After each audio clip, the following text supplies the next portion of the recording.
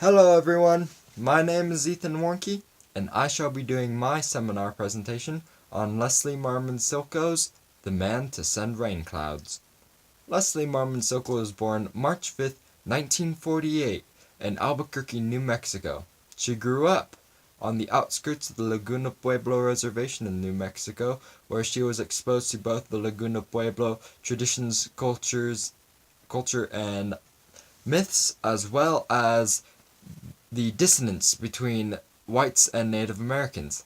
This would become important later in her life as this is what her writing begins to focus on. She was also an important figure in the Native American Renaissance, which was a period in time of which Native American artists tried to revitalize the importance of Native American culture and traditions. Leslie Marmon Silko's short story, The Man to Send Rainclouds, is one of her earliest works, and which she began to acclaim a bit of popularity. The story takes place in a Native American reservation in New Mexico, and seems to take place during the mid-1900s. So, mid-20th century. The story begins with Ken and Leon finding their grandfather Teofilo's body underneath an old cottonwood tree. They begin to attend his rites by preparing him for the afterlife and preparing his body to be buried. Eventually, Father Paul passes by and leaves with the mistaken idea that Ken and Leon had found Teofilo and he was alright. But in the end, that was because Ken and Teofilo had given him the mistaken idea that they had found him alright. They didn't actually mention to him that he was already dead. They continue to go and prepare for Teofilo's death and burial. And Louise, Ken's wife, mentions to Ken that it would likely be best if they ask Father Paul to sprinkle some of his holy water on Teofilo's grave so that he wouldn't be thirsty in the afterlife and so that he could send them many rain clouds.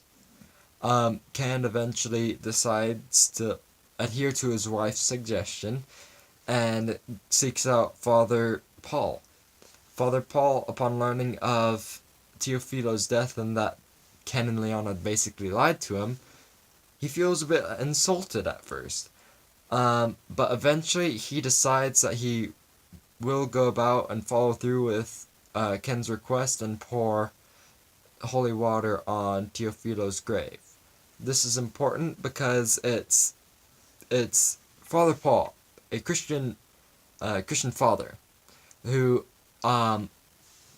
actually adheres to the wishes and culture and traditions of Native Americans rather than go about with Christian, try and get them to have a Christian burial, which this is pretty important, honestly.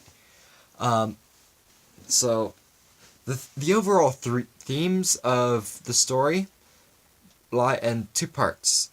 The theme of death, following Teofilo's death, and the idea that there are many ways to go about preparing for death and preparing for the death of others, and the theme of respect, and the way that Ken and Leon respected their grandfather, paid him proper respects by giving him a proper Indian burial, and the respect that Father Paul had ended up paying towards the Native American traditions by following through and actually participating in said traditions.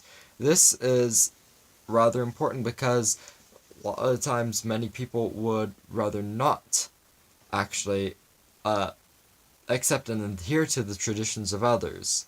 The idea, sort of a xenophobic kind of ideology that most people tend to have. So this overall idea of respect is the most important theme and most important overall aspect of this story. I personally think that it's a good way of go about the show that people can still cooperate with each other even through a difference of cultures. And I think Leslie Marmon Silko captured that fact in a pretty good way, actually. I happen to think that her overall story is pretty good. But I shall leave those of you to decide your thoughts on it. Bye bye.